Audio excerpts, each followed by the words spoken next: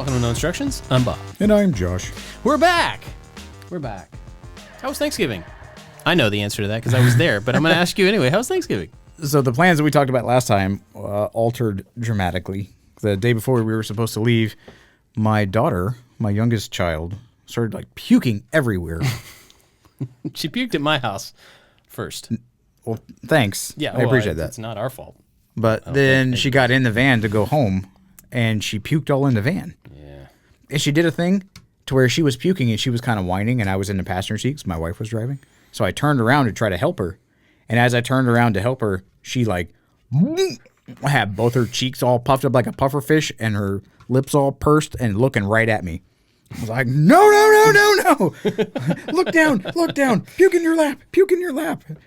And so she did. She honked everywhere. I don't know what you guys had. Pizza maybe, but it was, yeah.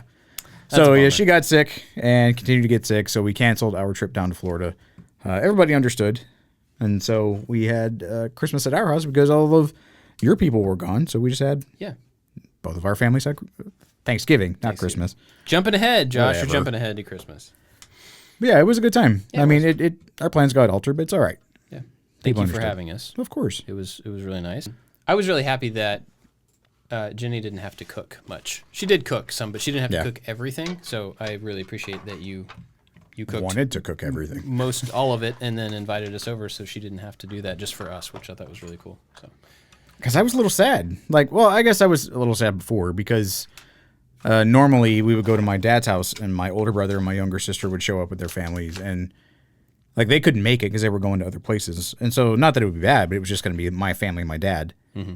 And so I absolutely love cooking a big meal and just watching everybody just be fed and be happy all together. It makes me super happy in my heart. Sorry, that was loud.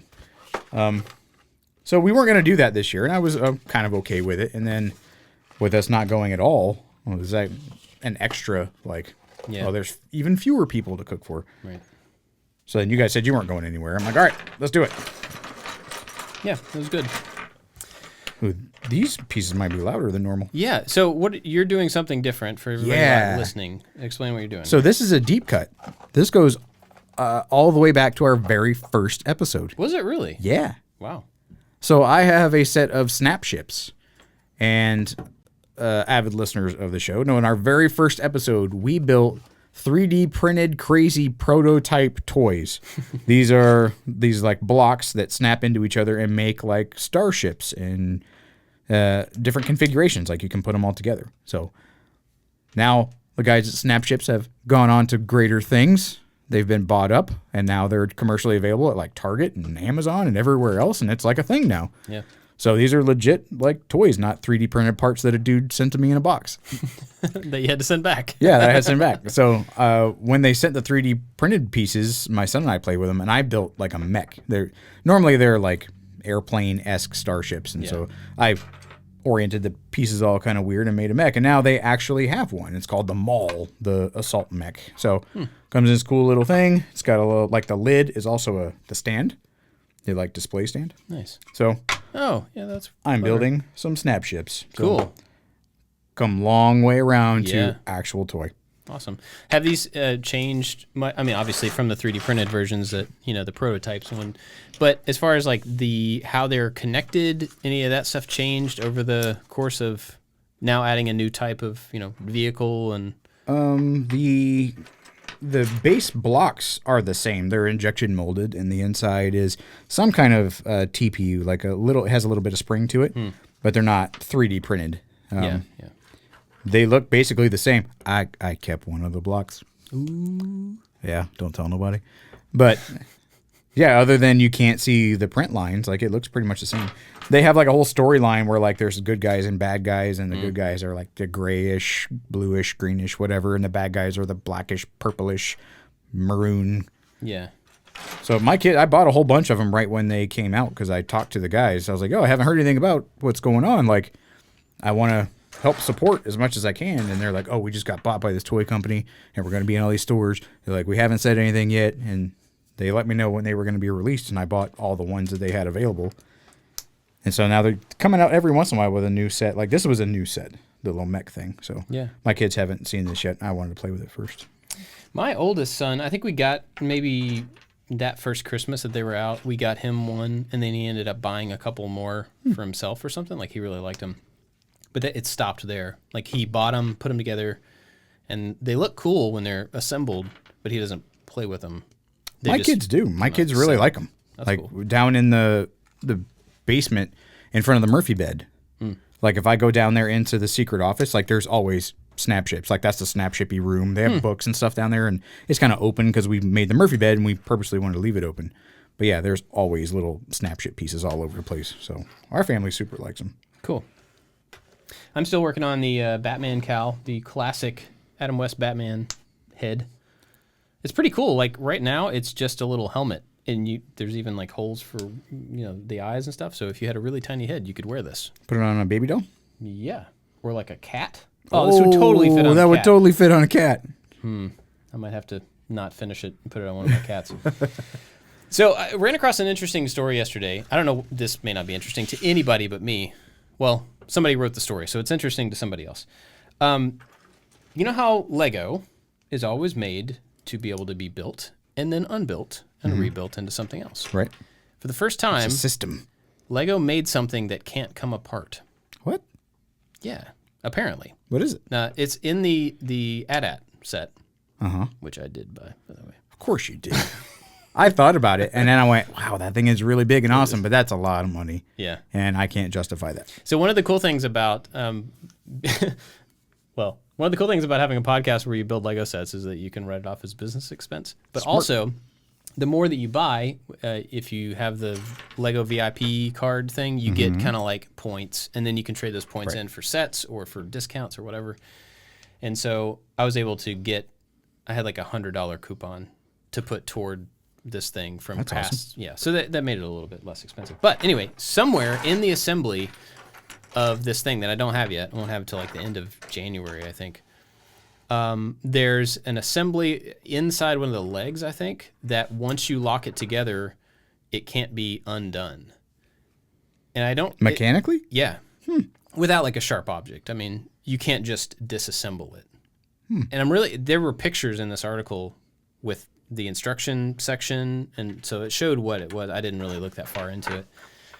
But it'll be interesting to see what that is and why they chose to do that. That seems kind of like that would have gotten shut down somewhere within the company. Like, no, there's got to be another way to do that thing. I don't know if you looked at the videos at all of that AT-AT. I've just seen like leak pictures. So it's a really cool looking set. Yeah. One of the cool things about, it's really tall. It's maybe 2 feet tall. And it has to carry the weight of the entire thing on those legs, but the legs have to be posable. So the way that they worked the knees in this is that there's a separate Lego screwdriver-like tool that you like pull out of somewhere. I don't remember where it is. And then you stick it into the back of the knees and twist it. And when you do that, it twists the joint in the leg. That's cool. So they're locked unless you actively turn them from this little access That's point. awesome. So I'm thinking it's something to do with that. It's something that holds that in place, or maybe it's how the leg connects to the body. But all of the joints are flexible, but the leg joints, you have to actively, tool to get them to change. I thought that was really cool. So I'm looking forward to that. That is still coming, but we as a family are working on the world map, and you saw it at our house the other day. But we got that when it first came out, and I've always, since we were working on the kitchen, I thought, man, that would be a really cool, colorful, big Lego thing. We're kind of a Lego family, and that would be an awesome thing to have on the wall in the kitchen. It's a world map. Oh, yeah. We can put places we've been, places we want to go, where people we know live or whatever.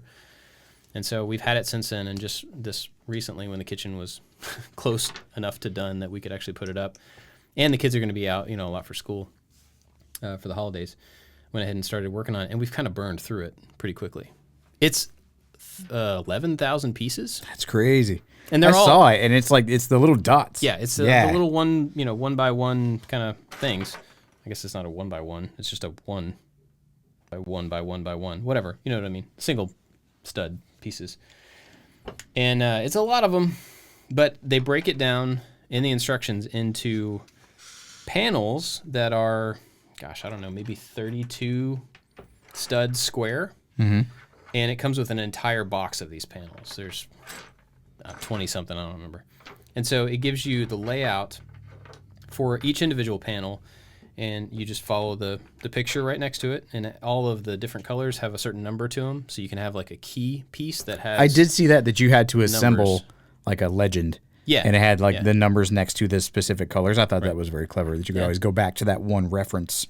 It makes it a lot easier because thing. there's like 3 different blue-green Yeah. combos, and then there's a couple of oranges and stuff like that. So, but it's turned out to be a really cool thing, and it's fun because most of the Lego sets that we've done and the ones that I do, it's hard to do with more than one person. Yes. You know what I mean? I've only ever successfully done one Lego set as a group, and it was the Saturn V rocket, and because it came in 3 separate books.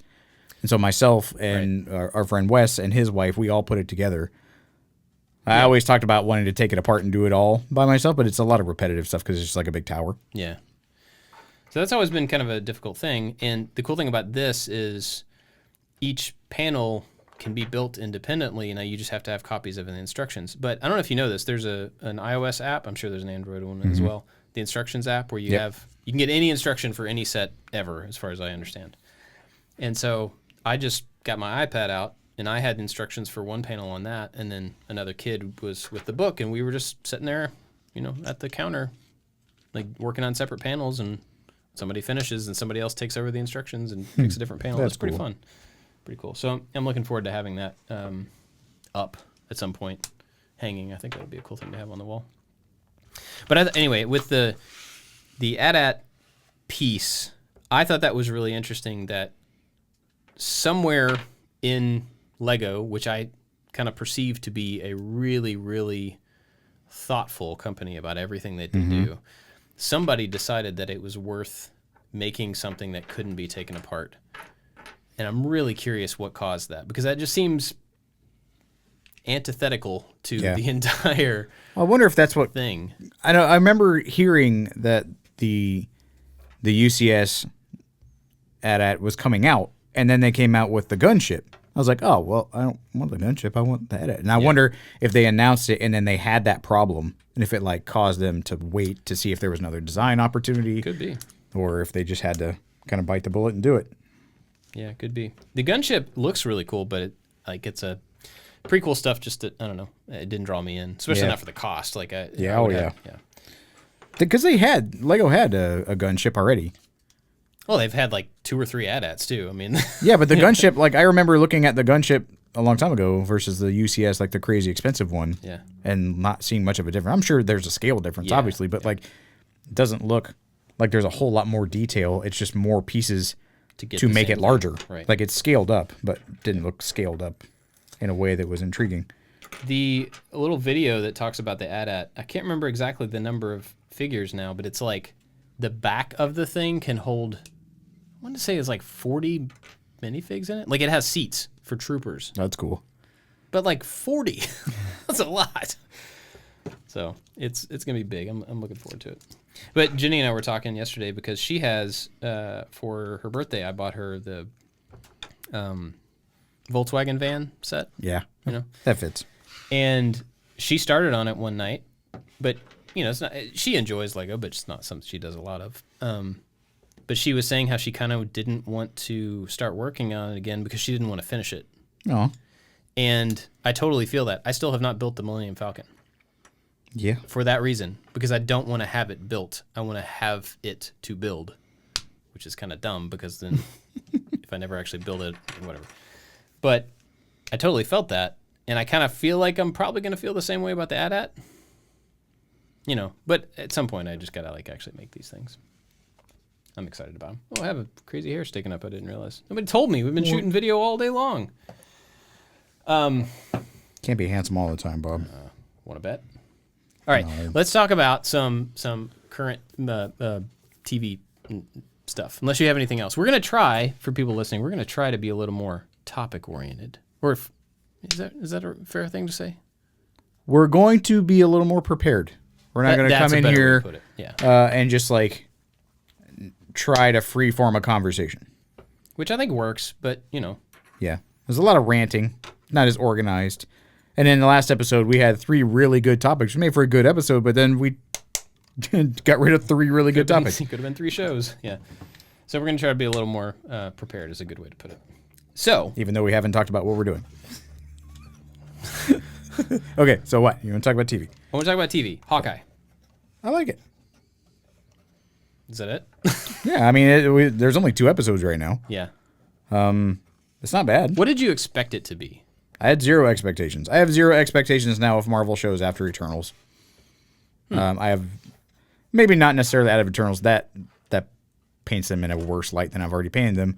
But with the TV stuff on Disney Plus, I liked some. I didn't like others. Some are more. Let me see. Like, what's the word? They're predictable in the superhero-ness, and some are completely not predictable. So to make an expectation of a show of probably the B-rollest superhero of all of them. Like, Hawkeye was only ever really that important when he was with Black Widow. Like, they were a team. And so now he's by himself. Right. They can go anywhere. Yeah, it kind of feels like the way I was going into the show was feeling like, well, this one, it may be good, it may be great, it may be terrible, but it's probably not going to have a big impact on anything else in the MCU. Oh, it'd be standalone? Yeah, it'll be... I mean, well, knowing the MCU, it might not. It might not, yeah, absolutely. Just because his character has been not terribly important. I like him, but he's not, Yeah. He's no Iron Man kind of thing.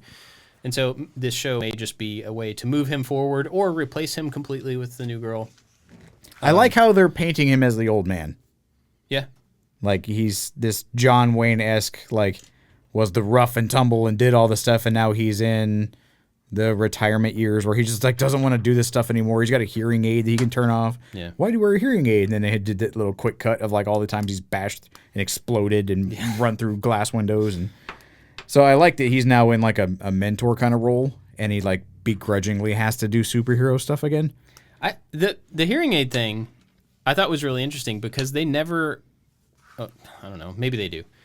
I don't think of superheroes as being veterans and then having long-term disability, but it totally makes sense. That unless they're a god, unless they're a superhuman, if they're just a Tony Stark or whatever, then yeah, they could absolutely have like busted knees that just decide not to work from now on. And that was the one part of Falcon and Winter Soldier where like he tried to get a bank loan.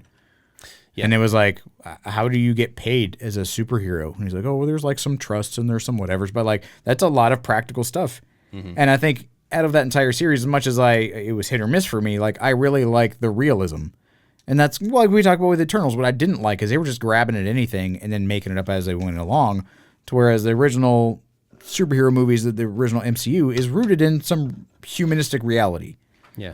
And so with him like needing a hearing aid or them making like a play out of a Captain America play and how stupid it was. And I was like, I imagine that somebody would capitalize on that. Yeah.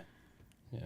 So I liked that part. And I like that he's now, like I said, in like a mentor, veteran, whatever kind of role. I think it's neat. Yeah. I think it's better than I expected. I didn't really have like a great expectation for it in any way. I just didn't really know what they could possibly do other than introduce a replacement character for him. Which is probably what they're headed towards. I don't know. But they've got to tie into Black Widow. Yeah. Because what's her name is out to get him. Right. Yeah, probably. I guess he couldn't be completely written out of it at the end of the show because of that. Yeah. Unless that's handled within the show. Yeah, I thought it was pretty good. I like the Haley Stanfield. Is that her name? Stan something? The lady, the girl? Playing the Kate Bishop. I can't exactly. I think it's Haley something. But she was in Bumblebee. Oh, yeah. I think. And I liked her in that a lot. She's done other stuff as well, but that's the thing I can think of her from. But yeah, I think she's a good, that character seems to be a little goofy, but also kind of really sure of herself in certain things. And so I could see her being a good replacement for him long term, possibly. There's a lot of rumors about where the show will go, and I don't remember exactly how many episodes it's supposed to have. It's probably 6 or 8 or something. But there's talk about Matt Murdock showing up There have been talks of Matt Murdock showing up everything. in everything. In everything, Did you see that wrist? Did you see the wrist in the Spider-Man trailer? That was Matt Murdock's wrist, because only one wrist looks like that. Not There's any also- other white man in the world who wears a watch. There's also talk about Kingpin showing up and being introduced. I heard. So in the building, in the first episode where they were like having the swanky party, that was Kingpin's building. Oh, really? Yeah. Oh, I did not hear that. That's Yeah. cool. I mean, that would totally make sense if Ronin went on the kind of rampage and messed with a bunch of gang stuff. Kingpin could definitely be part of that. I thought it was funny though. Well, maybe not. That like he was taking down the Yakuza and stuff in Japan, and there's like some dudes in tracksuits who are mad at him. Yeah. Like, I don't know who you guys are, but I don't think you're on the same level. Maybe he was like, oh, I'm already here in New York. I'll mess these guys up while I'm off doing like. I mean, that could have been his multinational- first thing. Maybe his practice round. yeah. And they're Maybe super mad He about it. started there and was like, these guys were easy because of their dumb tracksuits. I'm going to go to Japan. And I also thought it was fun when he gets himself captured. And so he had that Black Widow moment where she was like being interrogated on the boat or whatever, and she's like, in peril, and then she gets a phone call and she's toying with people. Yeah. And so when he did that, I'm like, oh yeah, I guess that's kind of their thing. To where he's a superhero and it's like, okay, come get me, because you guys are going to be bad guys. And they never anticipate some random newbie just walking up and shooting them. That's true. Yeah, like, whoops, I had an Yeah. accidental discharge, and now there's a superhero brains everywhere. Yeah. They didn't tell me to capture you, just kill you. Oh, yeah. My bad. I'm glad that didn't happen. That would have been a really short series. Yeah, really. 2 And episodes. scene. And he's dead. So, yeah, I'm looking forward to the rest of it. Kids really liked it. I thought it was probably more appropriate for some of the kids than some of the other shows have been. I mean, it's not done yet, but I don't think anything stood out to me that was... Some of the Falcon and Winter Soldier stuff was a little like, I don't know. Well, they were throwing out curse words for no real reason. Yeah. Not that they were like super prudes, but Yeah. it just seemed it seemed out of place. Yeah. There was no real like dialogue, script, story reason. Yeah. Other than you're just like a dude who I guess speaks like a dude. I guess as a veteran you can't get rid of that, but I mean Hawkeye out of everybody I think is the grisliest one of the bunch, and he just seemed like a family guy now. Yeah. Yep. Well, I like it so far. Book of Boba Fett. Did you see the trailer and the little TV spots and stuff? I did. Thoughts? It didn't change my anticipation one way or the other. Just like the second Spider-Man trailer. Like we talked about last time, they were going to drop the like, ooh, it's 8:30 p.m. and here's Tom Holland like reacting to the trailer. Ugh. Like, sure, there wasn't anything new that made me more excited. Right. I leveled in and I leveled out. But you are excited for that show? Yeah, I think it would be neat. I'm always about gangster movies and gangster shows. I think they're super cool. I never got to watch The Sopranos because it's on HBO, but like Casino is an amazing movie. Goodfellas I thought was pretty cool. I thought Casino was better. I like gangster movies. The whole mob boss I think is a cool idea. I mean, in practicality, yes, I know they're absolutely terrible and people died and that's horrible. Yes, yes, yes. But fictionally, Yeah. I think it's neat that like there's some strict code, something that people are so loyal to each other to the point where they're gonna like create an organized crime syndicate because their family is tight. Like, I guess maybe that's the theme of all the Fast and Furious movies, but I don't like those. So I don't know. Contradiction. Yeah. I like the idea that with The Mandalorian, it's like the Western, and they have different genres. There's the heist with Rogue One. Yeah. They've never really done like a mafia mobster movie, which I thought like whenever we originally saw the little hint in The Mandalorian that like, ooh, that could be Boba Fett right there. I was like, it would be dope if they did a mafia mob boss movie. Yeah. Because there's Power Vacuum, Right. and he's a big bad, and he's got a chip on his shoulder and all the things.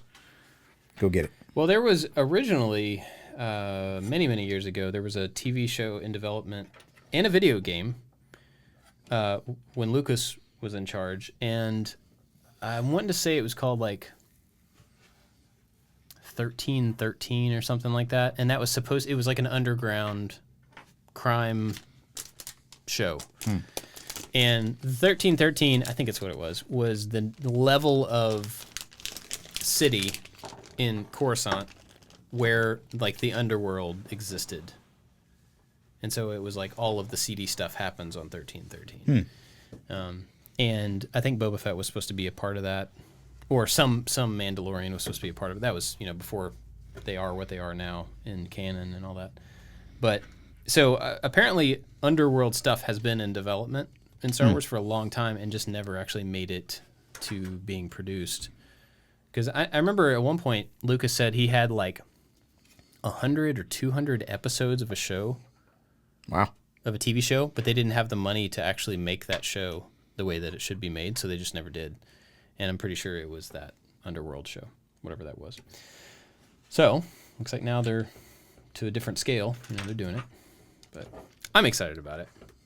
I know a friend of mine, Mike, has always been a huge Boba Fett fan. Like, bigger than anybody else I've ever known. He's always loved Boba Fett. And so I know he's really excited about this show coming out. It's really cool with somebody who has loved Star Wars their entire life and has been all about a character like that their entire life. All of a sudden they have like, you know, and never thought you'd see actual Boba Fett on screen and all that stuff. Now he's getting like he's getting his whole dues. show. You know, that's pretty cool. So I'm looking forward to it. I'm happy for Boba Fett. As someone who has been a naysayer of Boba Fett, I'm glad he could finally get, you know, live out his usefulness and round out the allure. Yeah. Like live up to the hype. Yeah. Maybe. Yeah. Hopefully. It sounds like Robert Rodriguez, it's tough for me to say, has said that apparently the show will take kind of action to a new level. And he's action to new, like stunts and it's going to be more than you would expect it to have been. And he's known for a lot of that type of stuff, you know, El Mariachi and everything since, you know, he's over the top action. Anyway, so it'll be interesting to see how that applies to Boba Fett. I mean, that one episode where he came in and just like busted stormtroopers, that was smashing it up. Rodriguez directed that one, so you know, I'm sure it'll be more of that same type of stuff. But anyway, I'm excited about those shows. Any other? Oh, did you hear about the Spider-Man stuff? Elaborate. There's lots of Spider-Man yesterday. stuff. I think it was yesterday. A Sony representative announced plans for another Spider-Man trilogy with Tom Holland. What? With Sony or with the MCU? With Sony. They're gonna milk that for all it's worth. They absolutely are. But there was kind of like, you know, Holland was talking about how this next Spider-Man movie is going to end the trilogy, and it's like the end of the road. And he was really, you know, we're wrapping it all up in this one, and so everybody was kind of like, well, does that mean there's no more Spider-Man, or this story arc is done, or whatever? And apparently they announced that they've got 3 more on the way. So. Well, I didn't watch it, and this is maybe a bit of a spoiler alert for people who wanted to see Venom and Carnage. My son very much wants to see it. I've never really been a fan of it, so I didn't. But I heard that there were post-credit scenes. And so I just looked up the post-credit scenes because I want to watch the movie. Apparently, Venom somehow gets transported to the end of No Way Home. To the end of the movie that hasn't happened yet? What's the last one? Far From Home. Oh, okay. Far From Home. He gets transported to like when Jonah Jameson is all talking on the big screens. Oh. Dun, dun, dun. Sorry, everybody, if I just said something that you didn't want me to say. But it's going to create a lure. Maybe, maybe not. I don't know. But my kids really love Venom, and they have only seen the the Topher Grace Venom. And I'm like, you know nothing about Venom. So I have some Venom comics, which they've read. Yeah. But I was worried about the Sony Venom movie, and I haven't seen it to screen it for them. And so they want to watch it like a lot because they think that Venom is super awesome. Yeah, my kids really want to see it as well. And I don't know much about it. Never been a fan of the character. It seems, from the trailers and stuff, pretty far down the road as far as violence and, you know, in superhero movies. It seems that way. Like it's far more violent and aggressive than the other movies that they've seen. I could be totally wrong in that. It seems scary, and I know my kids don't like scary stuff. Yeah, and I'm not interested enough in the character to want to watch it to find out. Yeah, my son brought up a point, and he's like, but I really want to watch it, and so you have to watch it so that I can watch it, even if you don't like it. No, I don't have to. That's true. No, the TV's broke. I don't have to do anything you say. That's my response often.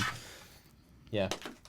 I don't think that, I mean, that movie will still be around when they're old enough to watch it on their own. Well, it's out on DVD, and like we were going to go on a road trip, and so I told the kids, I was like, you guys need to get some movies that you want to watch in the van. 2 movies each. That's enough for the trip and back. And my son was like, but I'm tired of watching the same stuff I've already watched. And so we went to Target, and he brought his debit card, and he was like, I want to buy some movies. I was like, okay, well, there's cheap $5 movies. And he saw that Venom was a movie. He's like, oh, I want to buy this. I was like, I haven't watched it yet. Yeah. So I forgot what else I got. Oh, I got the Crimes of Grindelwald and the Fantastic Beasts double set. Yeah. My son is all in Harry Potter. All in. Super loving it. That's all. Most of the stuff he asked for, almost exclusively for Christmas, all Harry Potter stuff. Gone nuts. Just finished the entire book series. Finished the movie series. He doesn't want to watch Prisoner of Azkaban, which I told him was the best one. But yeah, he's going crazy for it. Yeah, him, my younger son, and my youngest daughter, they all have wands now because my oldest son bought the younger 2 some wands as early Christmas presents. Dang. Yeah. That's awesome. Yeah. And they go downstairs and they like have wand school. I don't know. But it's something that the 3 of them are like getting into, and hopefully they don't hurt each other. Yeah. Well, you gotta just keep track of what spells they're learning, just to make sure they don't like blow each other apart or anything. Yeah. Just to be safe. They know the death spell. Probably should have thought that one through. They cast it slowly on me and my wife, apparently, where we're slowly dying. Oh, yeah. Clever. Yep. It doesn't have the green mist. It just comes out it makes this whining sound. And then they just don't eat their food. Oh, yeah. So the spell is, they're playing the long game with this spell. Sounds like the cost of college. All right. So you were telling me at lunch about, we're just going to do movies and TV and stuff today. Okay. Ghostbusters. Oh, the Ghostbusters movie. Ghostbusters Afterlife. Yes. I forgot what they called it in Europe. Has a different name. The Does it newest. really? Yeah, they do that. Europe's weird. So it's the newest installment of the Ghostbusters franchise. It is fantastic. Now, okay, gotta be honest. Ghostbusters for me was not, I didn't dislike it, but it was never a thing that I was really that into. Yeah. I saw it when I was little. I remember vividly getting extremely scared, not while I was watching the movie, but the night after. Oh, yeah. Yeah. And I don't think that made it, like I disliked the movie because of that, but I don't think it ever just stuck with me. It was a thing I saw, and then it was kind of over. And when you look online, you see all these famous people are just like, love Ghostbusters, and they're talking about it so much. And so many people I know love it. Yeah. And it's weird to me that I don't have anywhere close to the same relationship with a popular movie like that so many people I know do have. Especially one that had a pretty heavy toy presence. Yeah. I have, if it weren't for the real Ghostbusters, the cartoon, and all the toys, I probably would have felt the same way. Because I remember seeing the original Ghostbusters and like being kind of scared and being kind of lost and being kind of scared. Yeah. And then when the first one came out in 84? So I was born, so I saw it well after that. But when Ghostbusters 2 came out, was in the sweet spot to where my brother liked it, I liked it. Right. My mom made us like the brown jumpsuits, and I had the plastic proton pack with the big long foam thing. Like, it was a thing that my brother and I were into together. So I might have been a touch young for it, but because my older brother did it, it was something that we kind of shared. Yeah. And then the cartoon came out, which was fun and silly. It was not so like scary, like Vigo, the painting that like hurt the baby, like, or didn't hurt the baby, like kidnapped the baby. I had a thing we talked about it before, where like movies for a long time in the 80s were just like kidnapping babies, and I hated it. It terrified me. But then the cartoon came out and the toys came out, and then the toys rivaled like the Ninja Turtles, where Ninja Turtles were like serious little ninja toys, and then they just got like wacky and stretchy faced and silly. Those were pretty much all of the Ghostbusters toys. Like, somebody I knew had the Ghostbusters Firehouse like play set, and I'd bring my stuff over and like we would play. And I think we had, I've got this in my head now. I have a picture of me on Christmas with the Ecto-1 like toy. Wow. Yeah, and so we were all in for kind of Ghostbuster toys because of the cartoon and the toys to support the movie that I thought was scary. And so going into this, I was a little afraid that they were going to fall back in like the Ghostbusters movie and just be scary. Because my kids know of Ghostbusters because my oldest son, he got some birthday money and wanted to buy a movie. And he found Ghostbusters 2 in like the $5 bin at Walmart. I was like, oh, I mean, that's a good movie. I liked it. It was kind of scary. And he's like, oh, I want to buy it. I'm like, well, just let you know. It's kind of scary. They kidnap a baby, which is probably going to be traumatizing to you. But he didn't care. So he liked it. So he's never seen the original Ghostbusters. He's only seen Ghostbusters 2. Right. So in that movie, they start off with like, yay, we saved New York. And now they're doing like birthday party gigs. So he doesn't understand like why they're kind of a washed up kind of thing where they like worked themselves out of a job. He knows just that movie. And so going into this, it's a really good refresh of the property. It's got a lot of young faces. The kid who plays, is it Mike? Yeah, the kid who plays Mike from Stranger Things is in it. Yeah. There's his younger sister who is pretty much the main character. I've never seen her before. She's super endearing, super cute. Comedic timing is really, really great. She's like the nerd. She's got the little Egon hair curl. Yeah. They are Egon's grandkids. Egon's played by Harold Ramis. Harold Ramis died many years ago, so you don't actually see him. I'll leave it to that. Don't want to spoil it. But it was really good. It was fun. It had a little bits that like I sat next to my middle child, and he curled up and covered his ears a couple times, and I was kind of like, buddy, it's okay. He's like, oh, it's fine. It's just loud. And in those crescendo moments, we're kind of undercut by a little bit of levity. So they didn't have any trouble like getting on board with it, even though they hadn't seen the original or didn't have the same kind of context that you had had. Right, they didn't. My youngest two didn't. I don't know how they know it. I mean, they must have been told, or they might have seen it with my older son. I don't really remember. If he bought it on DVD, he would have had to watch it at our house with everybody else. So they have some experience with Ghostbusters. Not that they're mega fans of it. Yeah. They don't have toys or like T-shirts or anything. The only thing that they would have is I built the Ecto one here, and it's at our house on top of our piano. So like they know that is the Ghostbusters car, but they don't really know any of the original Ghostbusters names. They just know that they fight ghosts. Yeah, right. So the movie was really good.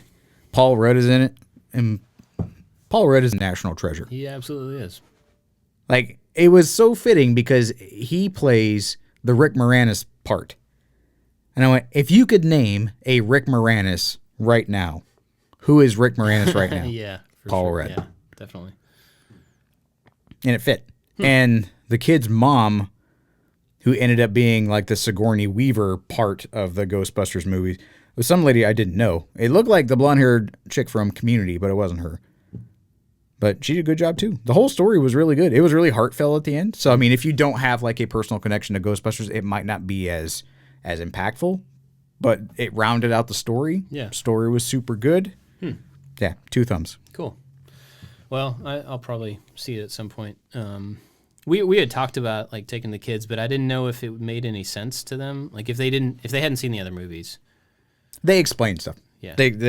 Because the kids are new to this whole thing, there's a lot of people explaining certain things. As they figured out, they have to explain it to the rest of the group, and this person knows another little piece, so they have to explain that to the rest of the group. Nah, it's fine. You don't need to have... a backstory is not required to enjoy this movie. Gotcha. So I was also curious about this. Is, like, Ghostbusters for me is a thing that I appreciate. I like it. I don't dislike it, I guess. But it's just not a thing that ever really spoke to me, and so I was never, like, a fan of it. But it's wildly popular with the people that it's wildly popular with. Mm-hmm. Is there something like that you've never... that you see a lot of other people be really into and you just, like, didn't hit for you? Transformers. Yeah, really? Yeah. I mean, Transformers I can appreciate. I watched the Transformers movie when I was a kid and thought it was as entertaining as any other cartoon feature-length film that I could watch. Like, I could watch the Transformers movies, and I could watch Rescuers Down Under and any other kind of cartoon movie that would occupy my time. G.I. Joe, probably. My brother was into G.I. Joe. Yeah. I watched the cartoons, but like the entire armada of toys that came along with it. Like I had some, but they were just like army guys. Right. And so it had a very banal like reaction. They didn't like there's Duke and there's this guy and Cobra Commander, this guy. They were all just like little guys that could fight, and they had guns. Right. So it wasn't that I disliked them. I didn't have the connection, so they didn't have much of a personality. Is like the Green Army bucket. That was a step up from the bucket of Green Army men. We're like these dudes that you could buy individually, and they have cooler guns. That was about it. Yeah, right. That totally makes sense. I mean, I guess, media and toys and all that stuff is just about where you are. It's got to hit. Yeah. Yeah, just where you are, like, developmentally, what's popular at that time. I mean, tangentially, like who your peer group or your friend group is into, like, has a huge influence. Right. I mean, my daughter is 6, and so she's watched Harry Potter, probably could name 2 characters, but because her older brothers are super into it right now, she wants to be into it. And so not that she's into it right now and it'll leave, but that might set that little bit of spark. Then she could, to it. Right. Yeah. My brother had G.I. Joes, but again, we didn't play G.I. Joes as the characters of G.I. Joes. We just played like war with these guys with rubber torsos. And like, that was it. And so with Ninja Turtles, like, Ninja Turtles were such a unique concept. A Ninja Turtle couldn't be just like an analog for something else. If you played with that toy, you were playing with a Teenage Mutant Ninja Turtle. Playing ninjas. Yeah. Let's play war. Right. How about the anthropomorphic turtle person with ninja stars? Yeah. That makes sense. We'll play house. Honestly, Turtles were kind of the same thing for me. Right. Like, it was right after... when they got popular was right after I was beginning to pull back from toys. Like, I had the things that I liked already. I wasn't looking for new stuff to be into at that age. And so I kind of saw that happen in front of me. I don't think I ever had a Turtles toy of any kind. Yeah. And it was just right out of reach, age-wise. Right. But at the same time, with G.I. Joe and Transformers, they hit at the same time. And they hit me hard, both of them. And in this video we did this week, it's like a display case for all my toys and stuff. So I was putting a lot of those toys in there, and handling those things that you had when you were a kid again, just like brings back all these weird memories. And I was looking at these G.I. Joe figures and some of these Transformers and thinking, like, I physically can think of where I was, what was going on, how old I was when I got this toy. Oh yeah. And that's so wild to me. That any piece of random plastic, which has no value in and of itself, can be so connected to who you were, where you were, what you were doing. Like, there's one weird memory that I hadn't thought about in years. My mom used to, like, run this kind of young girls group thing at our church called GAs. And she would, like boys would go over here and do this thing. Girls would do RAs and GAs? Yeah, RAs and GAs. And so she would run the GA stuff. And at one point during the year, she would have all these girls come over to the house of all, I think it was like 5th to 7th grade or something like that. And they would have this girls-only event. And it was always at our house because she was the leader. And so that meant on that night, my dad and I left the house. And it was I know we did this other times, but at that age, it was the one time that I can remember my dad, like, we're going out. I don't know what we're going to do, but we're just going to go find some food and then go, go to a movie or whatever. And so I remember 2 of these nights specifically, and they were different years. One of them, I got a Petra tape. We ate food and we went to Walmart and he bought me a Petra tape. I don't know why I remember that. And then another year, I got a G.I. Joe figure. And I can picture that aisle for some reason. Yeah. I can picture the aisle. I can picture my dad standing there and picking out, he was just like, pick a toy. I'm going to buy you a toy for no particular reason. And there's something about that moment that was just burned in. And it's just, the connection was just the toy. What I mean? That's the only thing that made me really think of it. And I mean, it was just a night. There's nothing special about it, but it was just a weird little thing. And then as I was going through the different toys, I had a bunch of those little like, oh yeah, I totally forgot about when, like, that one time I brought this one Transformer to so-and-so's house and he had the same one and we were able to play this way, or, it's like these weird little memory pockets that only get triggered by a thing you see or a thing you smell or a thing you hear or a whatever. And so going through those toys the other day was It was a lot of that, which was fun. It was so much fun.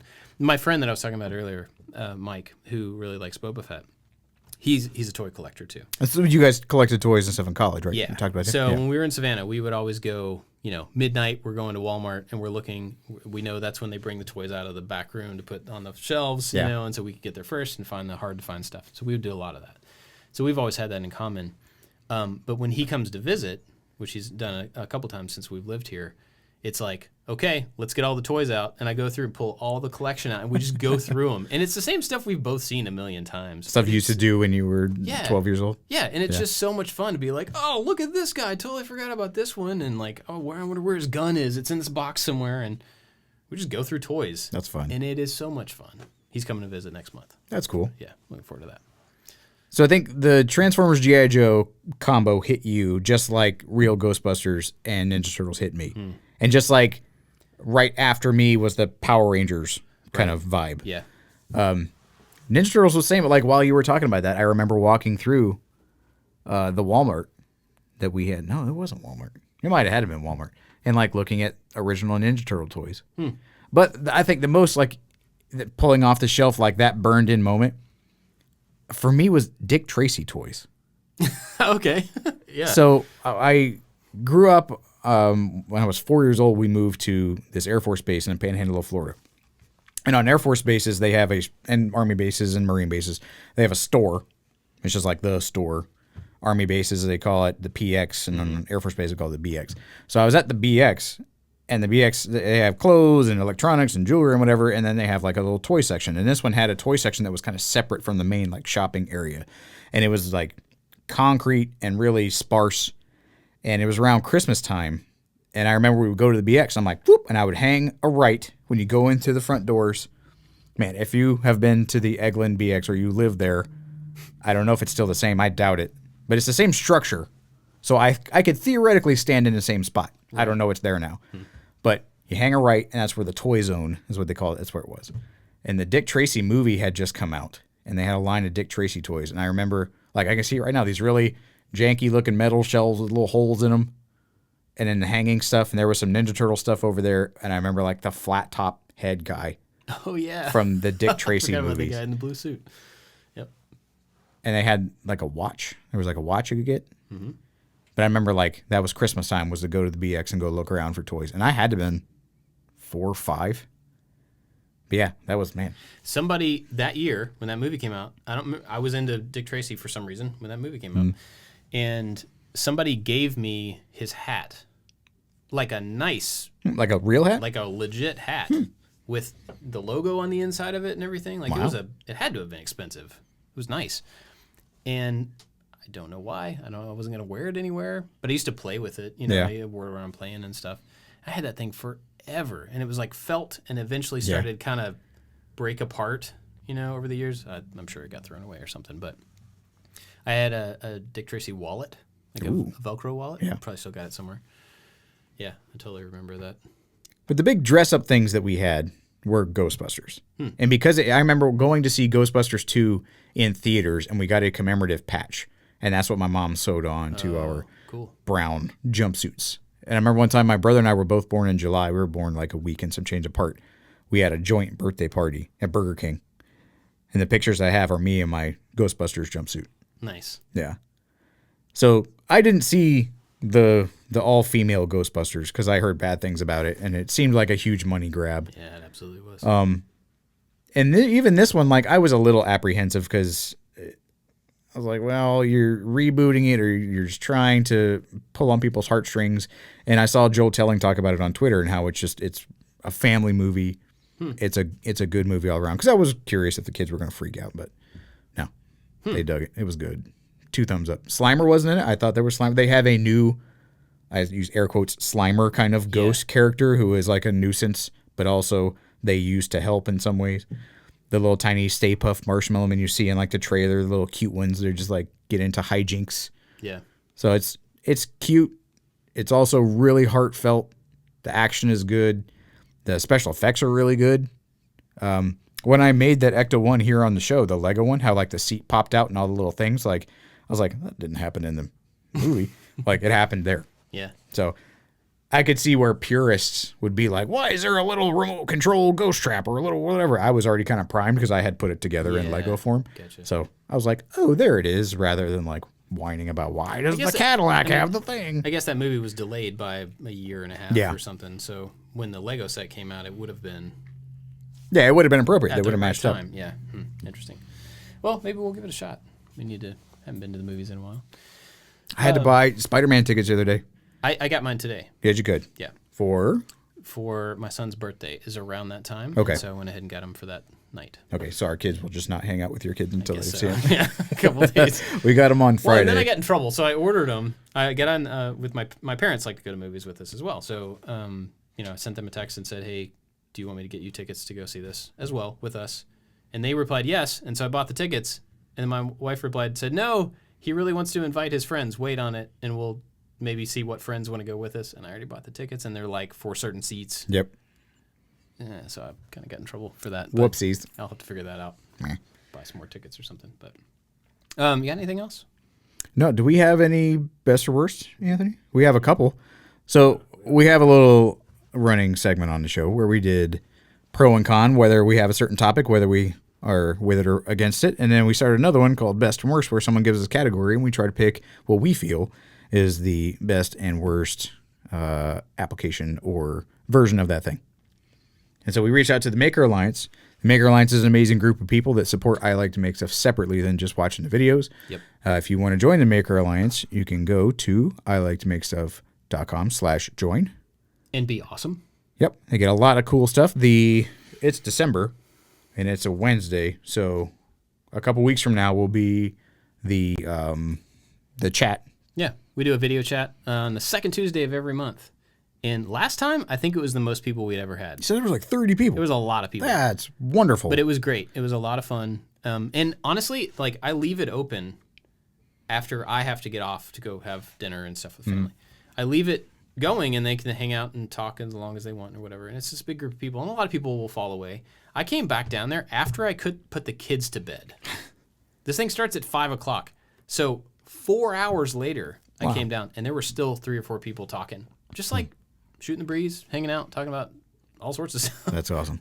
It's pretty cool. We just had our Orange Friday sale for after Thanksgiving, which went fantastic. I want to thank everybody who participated in that. Like, that is amazing. Yep. And a lot of people asked like if I was ever involved in the chats, the monthly hangouts. I was like, oh, yeah, I guess I could be. I just go home. Yeah. I was like, I should hang out for a couple of those. Yeah, it's a lot of fun. There's kind of a secret thing I want to say about one of them, but I shouldn't say it. Somebody in the chat knows somebody that's a star in a TV show that we talked about. And we made a video to send to this person to encourage them about the TV show that's coming out on December 29th on Disney+. It's crazy. Is it the guy with the sand? It's Boba Fett. You got to talk to Boba Fett. We sent a video to Boba Fett. You talked at Boba Fett? At Boba Fett. Well, that's the bee's knees, man. The Makers Alliance is really cool, and there's some awesome people in there who know lots of really interesting people. So I don't talk to Boba Fett. Yeah.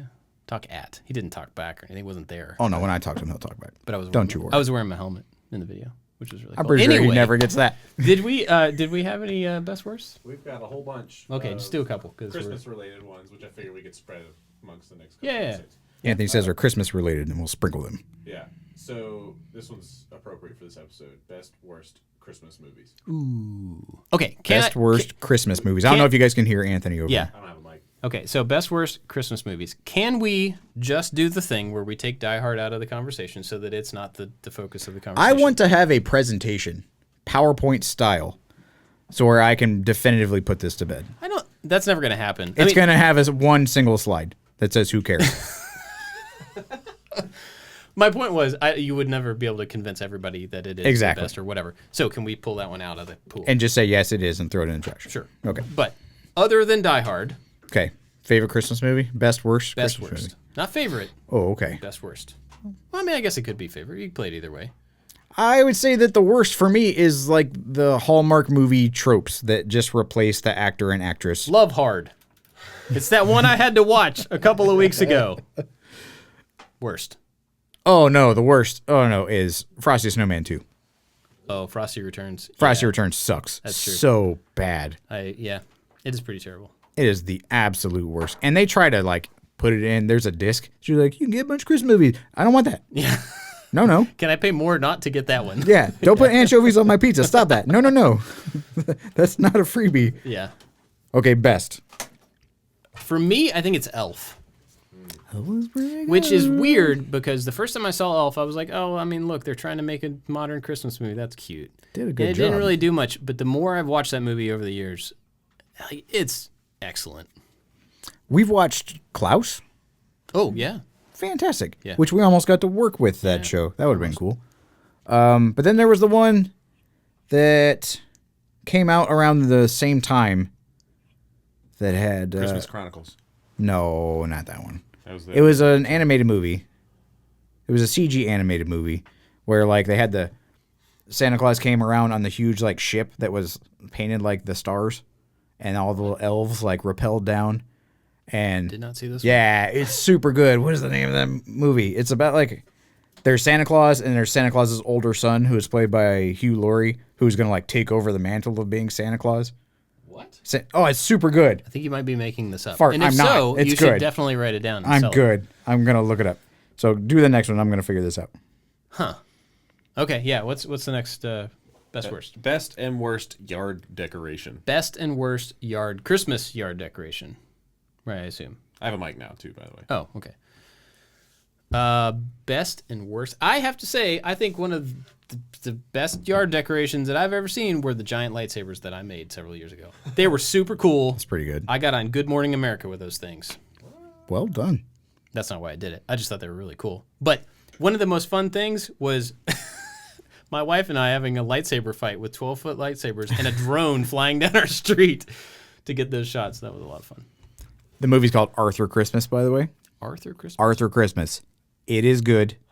I'm not familiar. I'll have to watch it. Do yourself a solid and go watch Arthur Christmas. Okay. It's a nice take on Christmas. Anyway. Interesting. Yard decorations. My favorite, absolute favorite yard decorations for someone who does not decorate their yard are the deer. Because teenage Josh and his shenanigan-ridden friends would go around and make them all humpy deer. I have purposely went out and looked at stores just to try to find just regular, on all fours, standing up straight, not doing much of anything, yard deer, so that I could purposely do it to my own yard.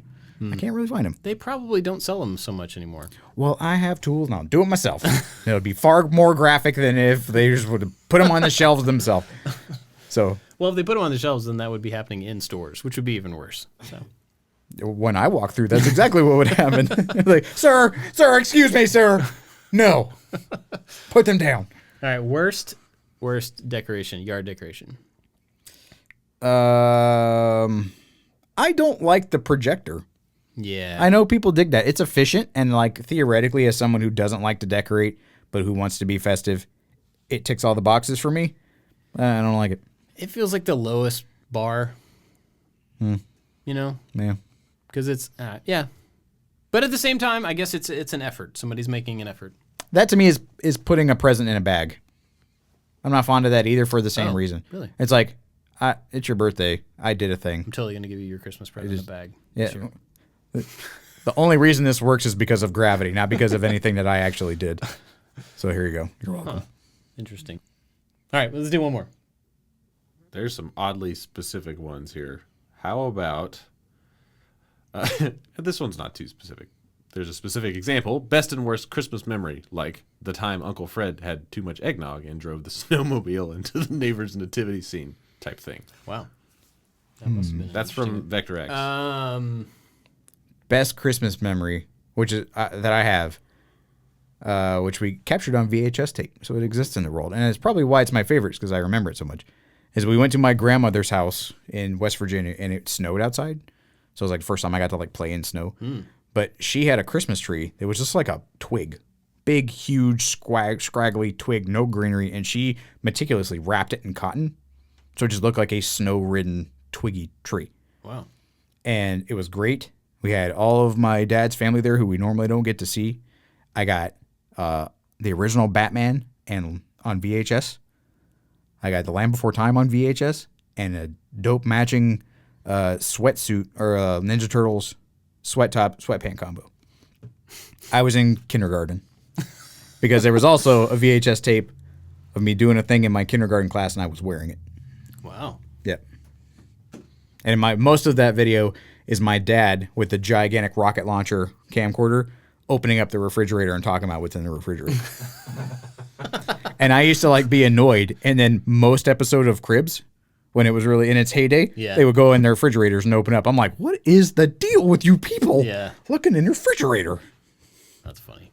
Oh, man. I don't even know. Best, worst of Christmas. So, might have been the same. You were at my grandma's house too? No. I mean, my best and worst might have been the same. Oh. So, I used to, a couple of times, I would unwrap presents under the tree before, like days before, right? Oh, yeah. And you get really good at peeling back that tape without taking off the color of the paper. And so, at one point, I asked for this Transformer, which was a minivan. Do you know there's a minivan Transformer? No, I imagine it wouldn't be on There was a blue Stretch. minivan, and we had a blue Caravan. And so and his name was Skids. I really wanted Skids because it was like our van, and that was super cool. And so I asked for Skids, and then I saw this little package. You know, some of the presents were out before Christmas. Most of them showed up Christmas Eve. And I was like, man, that's got to be a Transformer. I just can't handle it. So one day I unwrapped it, saw the end of it, totally Skids. Then I had to sit there for like 2 weeks and not have the toy that I really, really wanted. And I knew it was sitting right there, and I couldn't get to it. And that drove me crazy. I felt bad for unwrapping it, and I knew that I couldn't play with it. And once I got it, I was going to have to act like I was surprised, even though I knew exactly what it was. Did you run through this in your head? Yes. Your adolescent terrible. mind? So like, what if I just make this face? Oh, what if I make this face? Hey. See, that's more discipline. I knew where my parents kept them, and I opened them, and I went and played with them, and I would put them back, and then I go back and go back. Wow. I was into roller hockey for a long time, and I was the goalie, and my parents bought me a new pair of goalie pads. And so I would go in there and take them out of the package and go in the road and go play, put them back in the package, wrap it back up several times a week until Christmas. Like, I got them out, and I was honestly afraid that they were going to see that they were scuffed up. Yeah. Yeah. So you have a level of discipline that younger Josh did. Yeah, you know. Oddly enough, my parents listen to the show, so they're going to know all my dirty secrets about Christmas presents. That was one of them. The other thing that I did, was very similar, was there was a hallway closet in their house. It's still there. And it was like one of the only rooms in the house that had a lock on it that I couldn't figure out how to open it. It had a keyed lock on this little tiny hall closet. And at some point, I knew that there were Christmas presents in there. Oh, yeah. And so I go down to my dad's shop, and I get a screwdriver and a hammer, and I knock the pins out of the hinges. I take the door off the wall. Sure enough, full of Christmas presents. The mother load. And I saw everything. And then I had to put the door back on. And again, I just had to sit there and wait because they weren't wrapped or anything. They were just in the closet. I knew what was coming. That ruined Christmas for me. Just knowing it was all. I mean, it's great because you get the things that you want or whatever, but there's no surprise to it. My kids' Christmas gifts are here. I saw that the other day. I went into the storeroom and I'm like, oh, look at that, a bike. Oh, that's a. Yeah. Maybe it's a bike. I don't know if it's a bike. It could be something else. Do they listen to the podcast? I don't know. My kids do. Oh, okay. They won't tell. Well, they have. I don't know. They have listened to the podcast. They won't tell, though. My worst Christmas was in Iraq. Because usually Christmases and like big holidays are like there's a big to-do. They make a big fancy meal. Yeah. But I mean, still, you're in a war zone. It sucks. But being the helicopter crew, we had to take the fancy higher-ups to go around to all the tiny places where people were living worse. Oh. And that we had this giant box. I don't know if I've told this on the show or not. A giant box of pie. Huge box of pies. But then the dining facility would have regularly scheduled meals, but we would always miss them because we'd be out flying at night and whatever. So I was like, well, we're going to miss like the fancy Christmas meal, which sucks. I was like, we've got this gigantic box of pie, so we'll just like gorge on pie. It's going to be fantastic. There's no way these guys are going to eat all these pies. And so we'd fly around hours, starving. And we get to all these little tiny places, and General whoever goes meets dudes living in the dirt, and oh, here you go, here's a pie from all the people. And very last place, I'm looking at this box. I was like, oh, there's like 10 pies in here, guys. Like, we're set. There's 4 of us in this helicopter. I'm like, this is going to be a good Christmas. And so we get to the last place, and General whoever comes walking back up to the helicopter. I'm like, all right, we're done. This is it. And he like, oh, and stops and like turns around and talks to somebody, and then he waves me toward him. So the helicopter's running, and I run out there. I'm like, yes, sir, what's going on? He was like, bring me all them pies. I was like, no. I'm like, okay. So I go back thinking I'm going to be clever. I'm like, I'm going to take some of them pies out and hide them. And his aide comes run up. He's like, oh, help. I'm like, no, I'm good. It's fine. No, don't worry about it. He's like, no, it's good because he forgot something or whatever. Goes back and just like cuts me off, grabs the box of pies, hands it to some other dude. And there's maybe 15 people in this entire place, and they had 10 pies. And I was like, well, this just sucks. Yeah. And we got back to the base, and the only thing that was open, there was like a little coffee hut. And I didn't really drink coffee at the time, but they had like one yogurt parfait that was left. And I was like, well, I guess I'll have that. And they were like, it's been out for a while. I was like, well, I haven't eaten today. And he's like, okay, yeah, sure, here you go. And I had this like warm yogurt parfait and a cup of hot chocolate. And warm yogurt parfait in Kirkuk, Iraq. Going, this sucks, man. Yeah. I could have been the pie king. All the pies. The pie king. Could have used them as currency. Oh, that's not a great memory. Stupid yogurt parfait. Stupid yogurt parfait. Well, that's a pretty good place to end the show, don't you think? Stupid yogurt parfait. All right, cool. Well, thanks for the best worst for everybody on the Maker Alliance. Yeah, and that's not just from the Maker Alliance. You reach out to us on Twitter, on Instagram, wherever. If you want to give us topics, things that you think would be neat, if you want to get our take, something that has some hot takes to it, shoot them to us. Yeah, for sure.